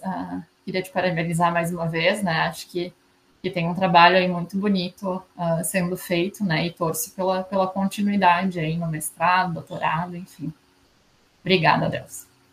Obrigado, Diandra. Eu que agradeço pelas contribuições. Eu também agora fiquei pensando, será que eu estou viajando demais, gente? Será que é possível? Mas é isso, né? Eu penso em todas as coisas, eu penso em analisar ainda muitos documentos para poder fazer algo assim bem fundamentado, né? Porque eu fico ansioso porque eu fico assim, meu Deus do céu, eu vejo, e aí eu começo a estudar. Aí agora eu cheguei na escola hoje, né? Meio já zoado da cabeça, porque eu vi uma pesquisa, eu falei assim, poxa, essa pesquisa aqui vai se encaixar em algum momento na minha pesquisa, que é sobre, né, o desenvolvimento do sujeito autista, e aí eu vou tentar já ver também sobre isso, né, ver como é que a gente pode mediar o conhecimento para esse sujeito, de acordo, né, com essa teoria do conhecimento. Eu acho, é porque assim, pessoal, não adianta a gente só ali trazer coisa, mas também não ter, né, essa consciência, né, dessa perspectiva do conhecimento mesmo, porque já é educação, né, a gente está ali mediando esse conhecimento. Então, assim, como é que a gente pode realmente mediar esse conhecimento, né, de uma forma correta, né, dentro de uma perspectiva também que façam o surto um certo efeito, né? Porque às vezes a gente chega, sei lá, trabalhando na realidade da educação infantil. Às vezes a gente chega, a realidade daquele sujeito, né, daquela determinada fase do desenvolvimento é essa. Mas parece que a gente, pelo que eu analiso assim, né, de acordo com algumas análises minhas, talvez eu esteja viajando também, mas eu percebo que parece que, sei lá, é tudo bem, assim, solto, sabe, jogando, tipo assim, se a criança, ela tá, né, passando por isso ali, porque a gente também não trabalha de acordo, né, com essa perspectiva, né, né, dentro dessa intencionalidade maior, né, que é a produção do conhecimento. Só que às vezes a gente parece que, não sei, a gente vai assim, vai, né, tipo, não sei. E é isso que eu tô tentando investigar, é isso que eu tô tentando procurar para ver se eu consigo entender. Eu gostaria de, como se diz, dar um pitoco nessa conversa de vocês, que eu estou achando muito interessante. E acho que, num certo sentido, para mim, pelo menos, a questão da Diandra é bem clara, né, no sentido de que, olha, quando a gente fala de lógica, né, principalmente da área da lógica, a gente está falando de regras do pensar, ainda mais hoje em dia que você tem várias lógicas, né, não tem só lógica clássica, você tem lógicas paraconsistentes, lógicas deônticas, lógicas, e como é que isso fica, né? Isso exige um aparato mental muito grande para lidar com tudo isso, e como é que isso se liga, né, com essa prática do dia a dia, principalmente que quando você chega lá, a maioria dos sujeitos, né, no caso, ou estão no operatório concreto, né, ou formando isso, e como então trabalhar com isso, né? Em que sentido isso ajudaria, né? De que forma isso tudo ajudaria, né? E o que num certo sentido, a Diana também falou que é bastante trabalhoso, né? Que a gente vai para a sala de aula e é bastante trabalhoso, em geral, ensinar poucas coisas, o que dirá esse universo, né? Tão distante, vamos assim dizer, da realidade da criança. Então, a forma com que eu vejo isso é que, justamente, o que acontece? A gente tem um ambiente onde você tem várias concepções de realidade, várias construções de realidade, né? E o que a epistemologia genética nos fornece é um conjunto de conceitos do qual o Adelson falou alguns deles, né? Ações, sistema de esquemas de ações, assimilação, acomodação, né? Significação, né? Operações sobre símbolos, signos, né? A função semiótica, que funcionam e se aplica a essa diversidade mesmo de conhecimento. Quer dizer, todo conhecimento se traduz de alguma forma nas ações do sujeito, o conhecimento que ele tem, né? E é uma organização dessas ações. Todo o conhecimento nesse contexto que a gente está trabalhando vem com representações. É verdade que, em geral, também é importante que o aluno tenha prática, principalmente, né, nesse momento de formação, e daí, por exemplo, quando se fala de ensino em ciência, dos laboratórios, de se ver, de se experimentar para além da teoria, porque é uma construção de realidade. Apesar disso, há uma... o hipotético dedutivo, ele surge não simplesmente como um complemento a isso que não interfere na nossa realidade anterior, mas ao contrário, quando a gente adentra o hipotético dedutivo, a gente percebe que há várias realidades, que a sua é uma delas, que há vários pontos de vista, e a gente tem que coordenar esses pontos de vista. Então, o hipotético dedutivo, ele acaba sendo um desenvolvimento para essa coordenação, né, dos diversos pontos de vista, para uma descentração dos sujeitos e, consequentemente, para uma descentração do professor, porque se ele não tiver descentrado, não vai adiantar nada. Então, essa descentração começa pela nossa própria autoformação, para depois poder ser professor, né? E, portanto, compreender em nós mesmos, né, esse hipotético dedutivo, essa construção de realidade que ele proporciona, né? Porque esse trabalhoso lidar, porque às vezes a gente acredita que a gente vai conseguir ensinar para a criança essa ideia de passar uma informação ou fazer um bloquinho, vai conseguir dar uma estrutura. E, ao meu ver, a teoria de Piaget, a teoria prática, né, de Piaget, né, ela mostra que isso não acontece, o sujeito tem uma autonomia. Você só constrói o conhecimento do sujeito através do desequilíbrio. E mais, é verdade que você pode passar uma informação, num certo sentido, e ele aprender, mas só se ele já adquiriu aquela estrutura. Se ele ainda não a tem, é o desequilíbrio que vai gerar. E esse desequilíbrio, muitas vezes, é o aluno perceber que o professor está trabalhando aquilo de uma forma diferente, que o professor traz coisas que ele não estava vendo, outra forma de ver, que o professor questiona verdades que ele tem, que para ele é tão verdadeira, mas que, de repente, o professor consegue mostrar que tem outras formas. E essa diversidade, a gente lidar com ela, a gente só consegue entendendo o que é esse hipotético dedutivo, né? Para além desses aspectos mais formais e gerais, que é a epistemologia genética, enquanto queria ser uma epistemologia mesmo, uma teoria do conhecimento mesmo, e lidar com a ciência mesmo, explicar a gênese da ciência mesmo, né? Não é só do conhecimento dos indivíduos, né, particulares. Ela traz toda essa dificuldade e, de alguma forma, sim, faz parte até, né, dos profissionais de educação conseguir desmembrar isso e tornar essa linguagem mais acessível àquele que não trabalha necessariamente diretamente com teoria do conhecimento, né, com epistemologia, com filosofia da ciência, né? Mas, de qualquer forma, o que eu vejo é que justamente essa ansiedade que é gerada no professor vem também de uma incompreensão dessa própria realidade, porque se ele soubesse como essa realidade do sujeito é construída, o que é necessário, que certas coisas não adianta ele fazer, que não vai construir, que outras dependem do sujeito, que ele tem que criar situações para que isso aconteça e saber como criar essas situações, etc. Isso só vem de um estudo mesmo da coisa, compreendendo mesmo ela e aprofundando. E eu acho que, de novo, é isso que a epistemologia genética, né, tem a trazer para a gente e que vai justamente diminuir essa ansiedade, nos entender como lidar com as pessoas até de forma natural, que é assim que elas aprendem, né? Em geral, até na educação com os pais, né, os pais se frustram porque querem ensinar coisas para os filhos e não conseguem, mas, no geral, eles imitam o que você faz, né? Então, vem da sua atuação, não vem daquilo que você fala simplesmente. É a mesma coisa com o professor, né? Não adianta. E se o professor não adquire essa compreensão maior da realidade, que entende que tem essas várias visões, que consegue lidar com elas, que consegue usar esses artifícios que estão no nível do operatório, do hipotético dedutivo, né, de contradições, de resoluções de conflito, de conversa e etc., ele não vai conseguir atuar. Então, vem dessa formação que é de base, assim, né? E eu acho que aí, até mesmo na educação cidadã, como se colocou, é necessário essa compreensão, né? Porque, em geral, ela é traduzida, pelo menos até desde o meu tempo, né, de educação moral e cívica, que tinha isso nas escolas, e que vinha com aquela fórmula pronta, assim, como se as pessoas precisam ser assim, precisam ser bonzinhas assim, etc. Uma coisa completamente real, e que, no final das contas, eu acho que faz esse retardo que o Adelson estava falando. As pessoas vão para a escola, parece que emburrecem, vêm de um universo completamente cheio de informações, cheio de pontos de vistas, onde ele tem a liberdade para pensar, e entra numa sala de aula onde ele não sabe nem o script do que deve fazer, e seguindo o script ele não chega a lugar nenhum. Então é aquela coisa assim, para que eu estou fazendo isso aqui dentro, né?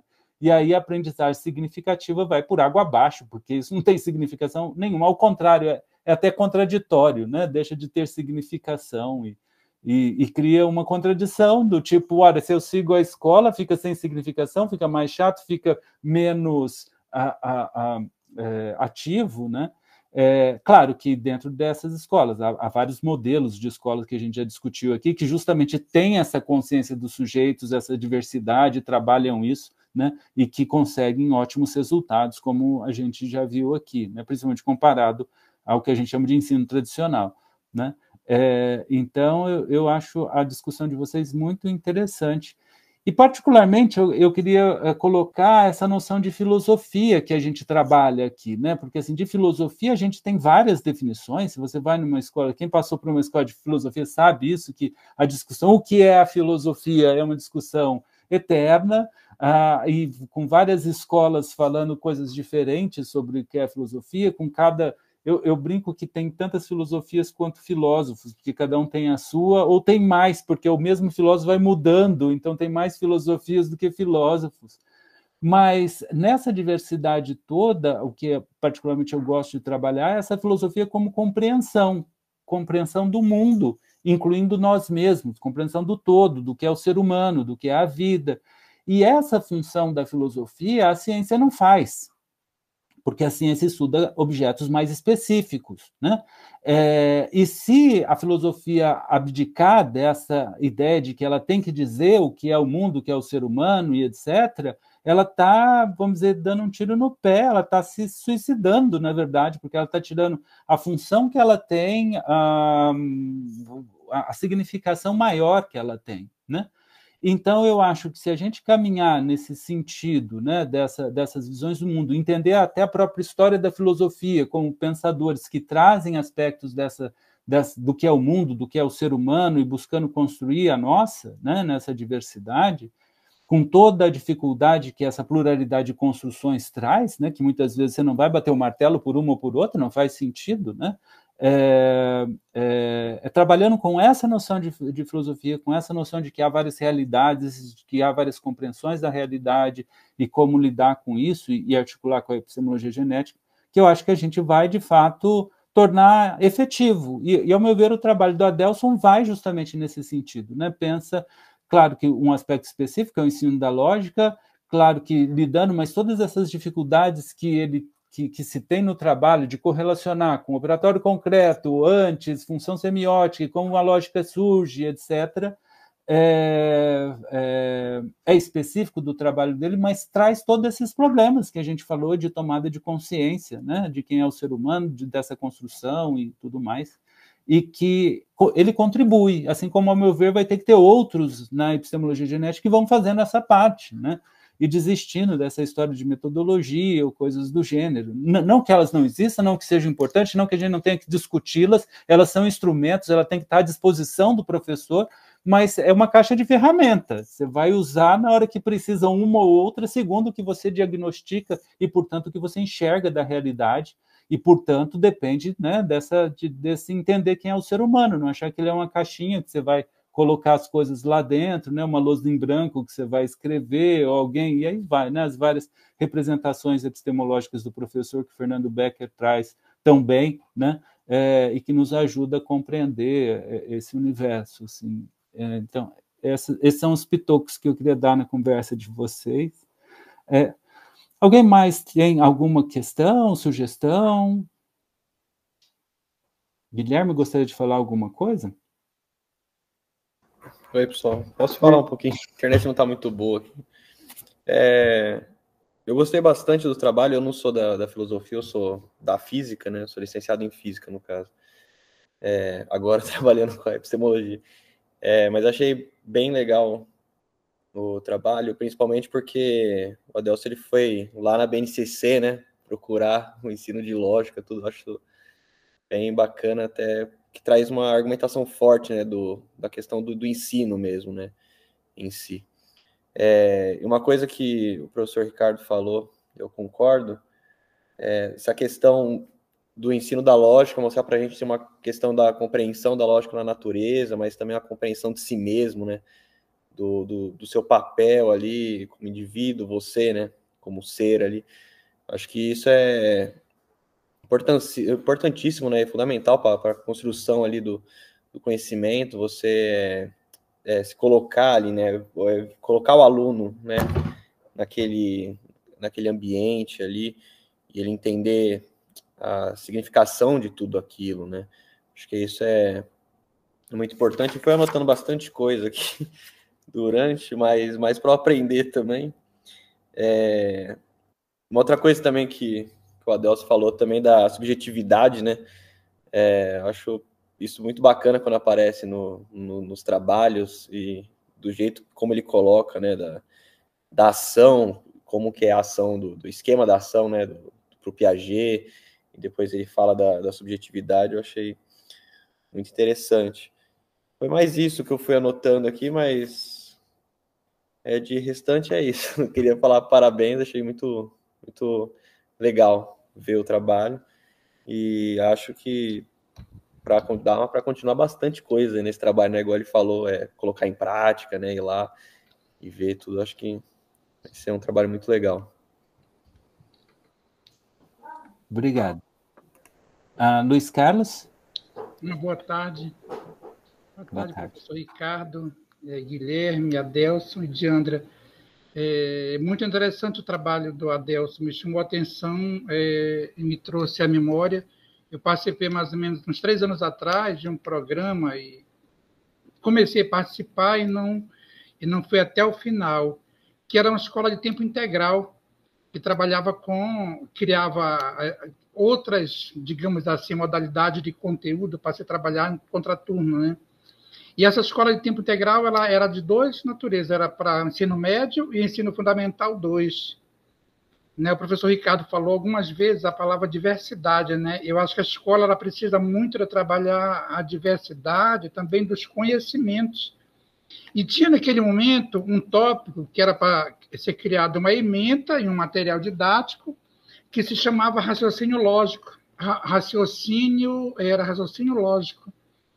E o grupo que ficou responsável por isso, que era um grupo ligado à matemática, à física, estava com uma dificuldade extrema de retirar dos conhecimentos da matemática e da física aquilo que poderia ir para esse componente, digamos assim, optativo, né? E eu acho que o trabalho do Adelson mostra justamente isso, uma possibilidade de diversidade, desse conhecimento, que não é só um conhecimento a ser trabalhado, mas trata diretamente com as questões de desenvolvimento nessa fase de transição para criança e adolescente. O adolescente não tem conteúdo desse tipo na escola específico, nem a escola, digamos assim, do padrão normal, nem a escola de tempo integral que vai para 2 turnos.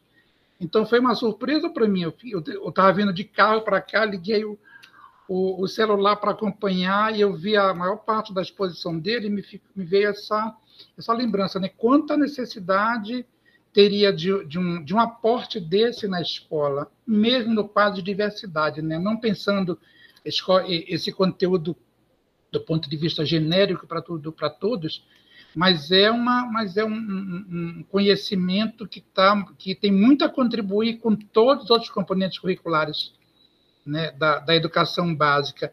E na fase da criança, eu tenho trabalhado muito com os anos iniciais e os anos finais, com criança e adolescente. E nós não temos esse horizonte aí de conhecimento, de formação na educação básica, e eu penso que seria muito necessário uma experimentação disso.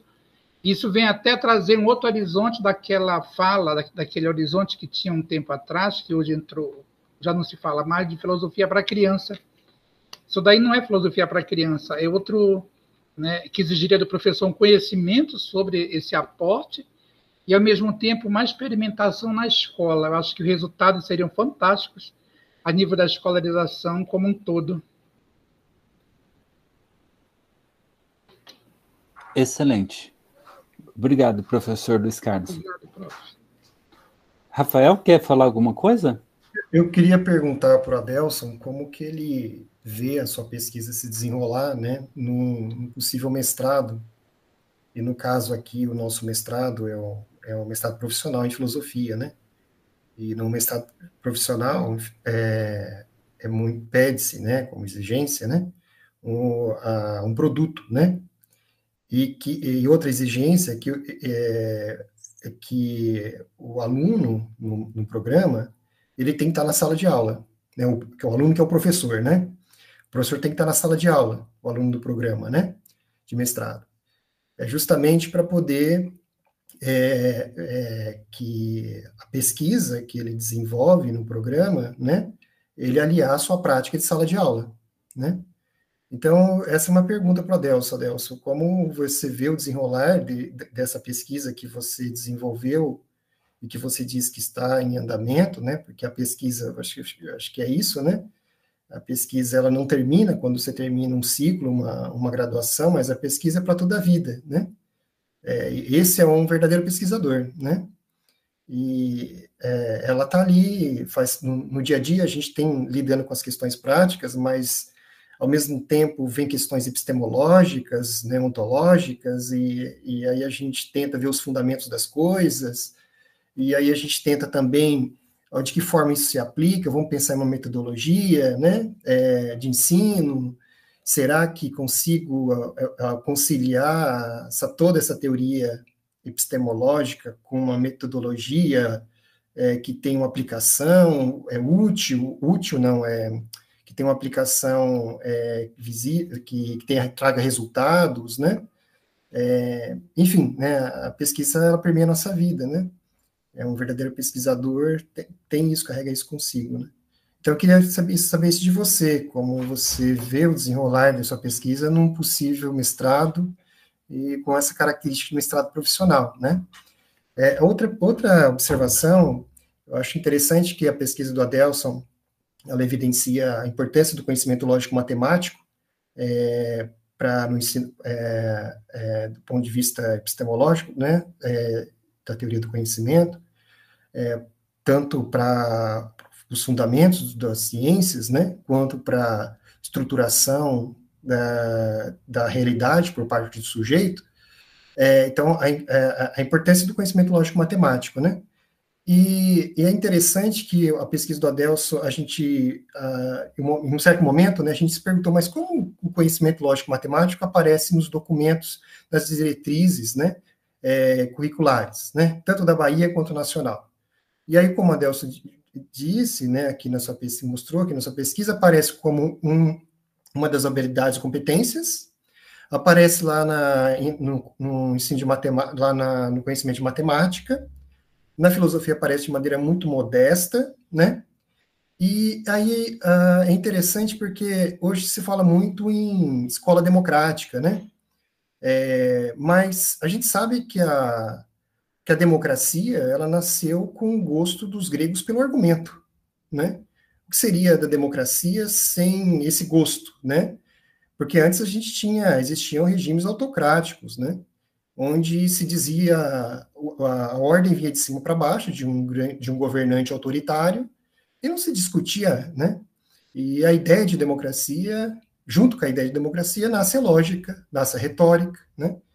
E é interessante que numa escola dita democrática, hoje se fala de reformas, né? E vamos introduzir empreendedorismo, como a Adelson disse, né? Hoje existe essa disciplina, né?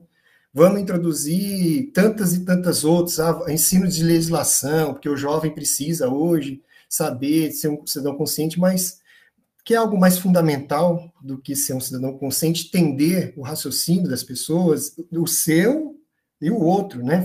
Entender o que é inferência, né? Entender o que são falácias, né? Isso é fundamental para a formação de um sujeito crítico, como tanto se fala, né? Numa sociedade democrática e numa escola democrática, né? Principalmente, tanto incentivar isso no operatório concreto, né? Mas principalmente o jovem, acho que quando o jovem descobrir essa ferramenta da lógica, desde que ensinar de maneira adequada, né, ele vai se deslumbrar, né? Ele vai se brincar de argumentar, né, de maneira consciente, né? Eu acho que isso é interessante. Infelizmente, por exemplo, a matemática é um treino para o raciocínio, mas vocês podem me corrigir, mas em matemática o aluno pega uma fórmula pronta, não se ensina no ensino médio demonstração. Se ensina, são bons professores, né? Ou às vezes de maneira muito rudimentar, né? Devido à dificuldade dos alunos, né? Mas a matemática ela vem pronta, né? Então, o aluno, a não ser os bons alunos, aqueles que conseguem, né? Ter o gosto pela matemática, acabam desenvolvendo um raciocínio mais lógico, né? Só essa observação que eu queria fazer. Obrigado. Excelente. Adelson? Tá, vamos lá. Eu gostaria de agradecer pela contribuição, né, e dos apontamentos que Guilherme fez, o professor também, Aloysio. E aí, obrigado pelas contribuições também do professor Ricardo, né, sempre muito bom, né, ouvir vocês, né. E respondendo a pergunta de Rafael, uma pergunta que eu considero complexa. Então, Rafael, isso tem me... Assim, quando eu penso no mestrado, né, porque eu quero, só para explicar, gente, para vocês o contexto, eu fiz um anteprojeto de mestrado para tentar na UFBA, né, sobre Wittgenstein. E aí, porque tinha essa área lá, e, né, Rafael, juntamente com o Rafael, a gente construiu um pré-projeto. E aí agora eu estou querendo, né, pretendo muito desenvolver um pré-projeto nesse tema que eu desenvolvi o meu TCC, né? E aí, quando o Rafael perguntou sobre o produto, é algo também que eu estou inquieto, porque me parece, assim, de acordo com algumas leituras, né, de acordo com algumas coisas que eu tenho acompanhado, assim, poucas, né, do meu tema, preciso retomar de novo as coisas da forma que tem que ser, né? Mas, assim, diante do pouco, assim, que eu tenho trabalhado na minha pesquisa, eu acredito que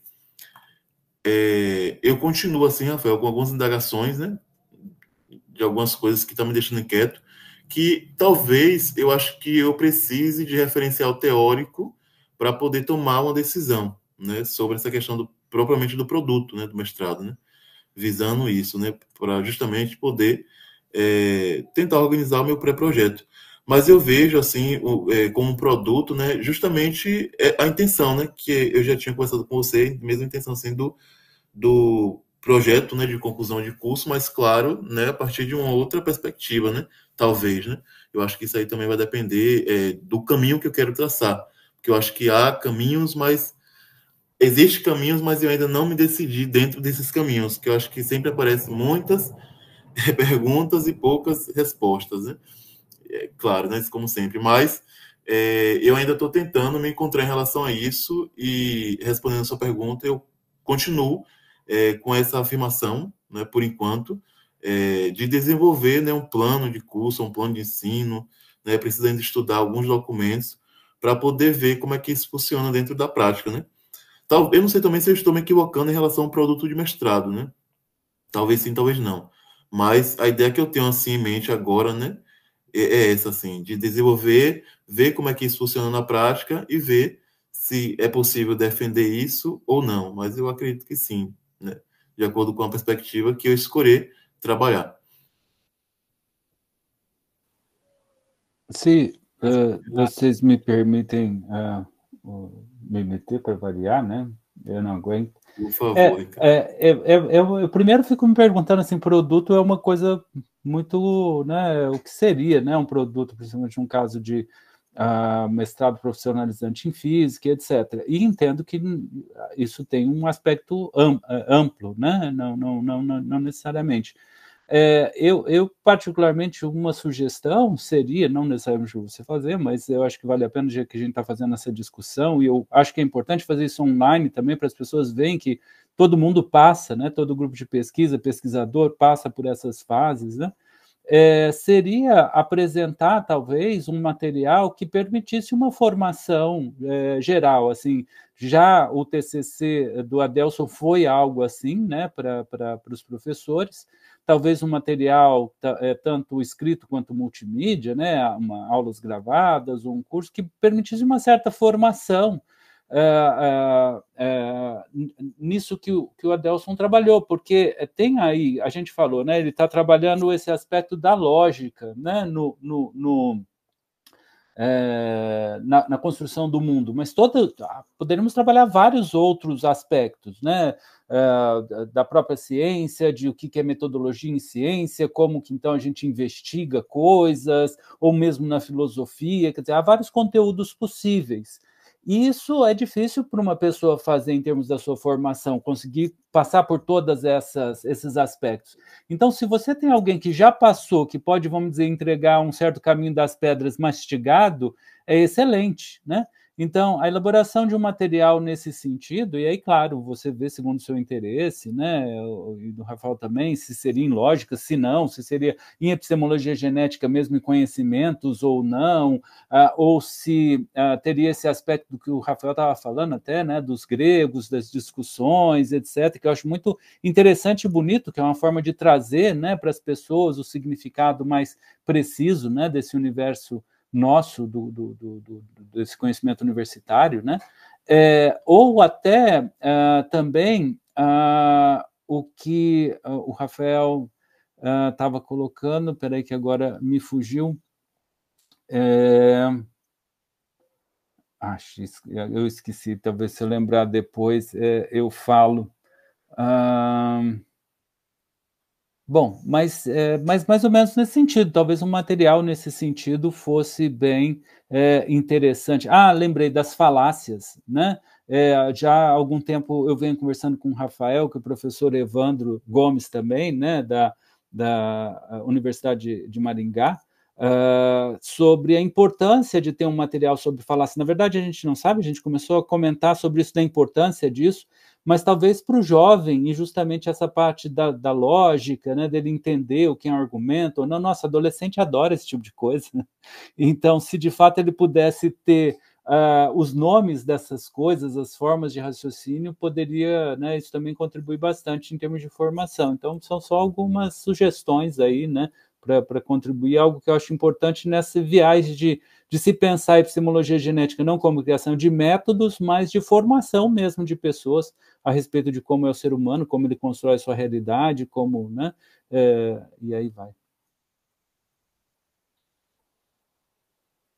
São ideias muito interessantes. Talvez até pensar também em guia, não sei, em séries de pequenos vídeos, pensando na formação do professor, né? Não sei, que é o interesse do Adelson inicial no seu TCC, né?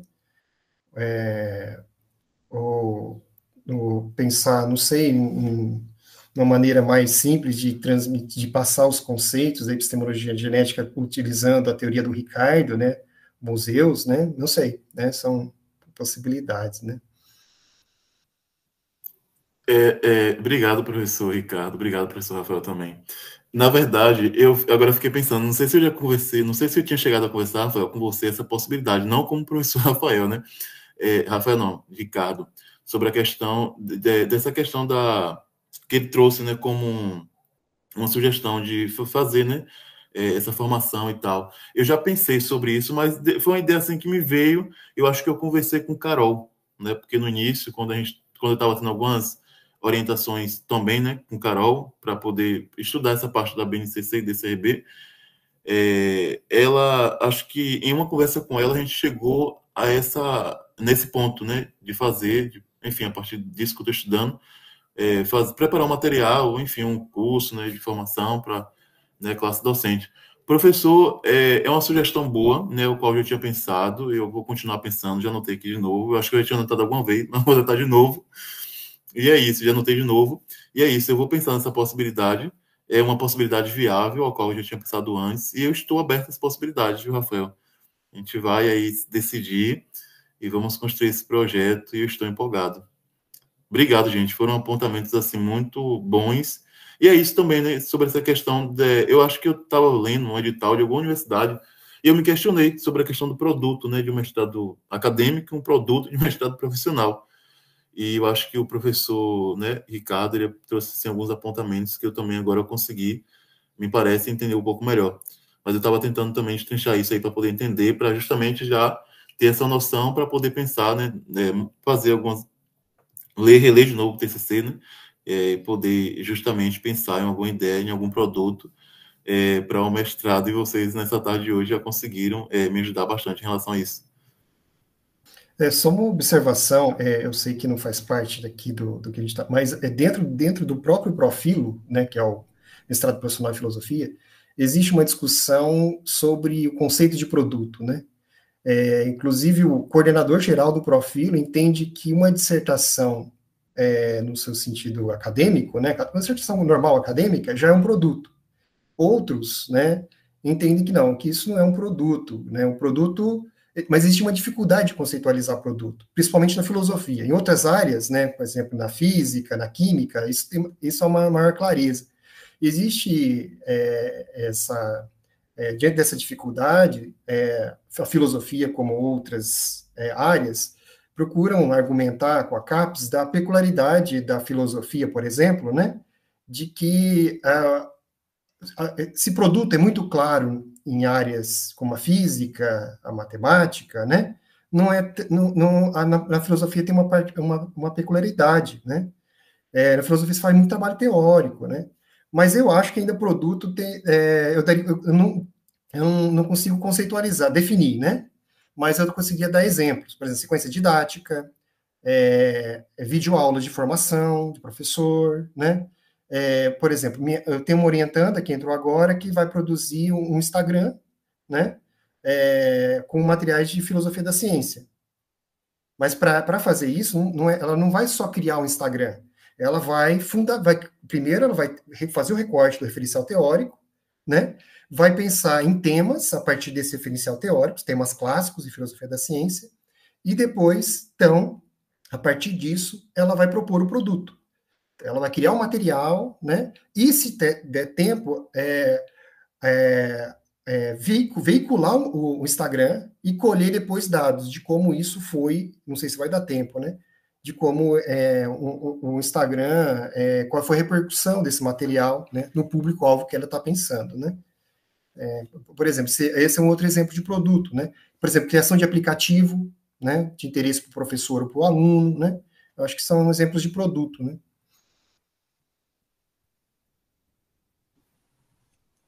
Excelente. Diandra? Fiquei pensando, assim, só um breve comentário, né, em relação a isso do produto, e que tinha surgido assim, o exemplo, né, a possibilidade, na verdade, de pensar algo mais voltado para uma formação de professores, né, nisso, do que ter como produto final, né, desse mestrado profissional. E daí eu fiquei pensando que, muito legal, né, muito legal isso de ofertar algo, né, para os professores, assim, mas de um cuidado que me parece que é importante, né, se for nessa direção, em relação a alguns princípios, ou um princípio talvez mais basilar, assim, da perspectiva piagetiana, que é justamente a desse sujeito ativo, né, o professor, se a gente for pensar com, né, esse professor com a epistemologia genética, a partir dessa epistemologia, também é, né, um sujeito ativo, também é alguém que tem que ter um espaço, né, para a sua criação, né? Então, assim, essa oferta de um produto, mas não justamente como aquele modelinho, aquela receitinha pronta, né, de que agora eu vou aplicar tal coisa e é isso, né? Mas daí, digamos assim, como desdobrar isso, né, numa oferta de algo desse produto que possa auxiliar, sem, digamos assim, boicotar de algum modo esse espaço de ação, né, desse professor, né? Então, assim, só mais algo que me veio à mente, né, quando pensando nisso de como contribuir com o professor, mas ainda contribuir de modo a deixar espaço, né, abrir algum espaço aí para a sua própria criação, né, para a própria autonomia docente aí dentro dessa perspectiva. Seria mais isso mesmo, Diego. É só um dever, né? Como diz Deus. Excelente, obrigado, Diandra. Professor Luiz Carlos, quer comentar alguma coisa?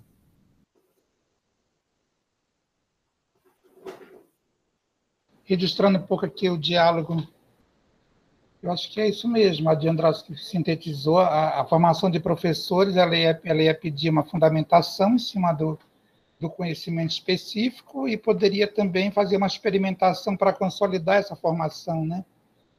Para que a formação não fosse só uma coisa teórica, mas algo que tivesse alguma base de experimentação com adolescente, criança ou adolescente. Aí vai depender do recorte do Adelson, né? Eu acho que eu prefiro os dois. É o que já comecei, né? Bora terminar. É por isso terminar, ponto de continuação, na verdade. Que o aluno do mestrado profissional tem que estar na sala de aula, né? O que é o professor, né? Ele tem que estar na sala de aula. Então, ou ele cria um produto voltado para a sua realidade, né? Esse produto pode ser voltado estritamente para a sua realidade, ou ele pode criar um produto a partir da sua realidade, mas com maior amplitude, né? Que os outros possam utilizar, né? Outros professores, né? Possam utilizar, né? Excelente. Bom, já está dando a nossa hora, né, aqui. Eu gostaria, então, de agradecer novamente ao Adelson, né, pela exposição e a todos que participaram aqui ativamente, né, Rafael, professor Luiz Carlos, Guilherme, professora Diandra, e nos vemos, então, no próximo seminário. Até lá e um bom final de semana a todos.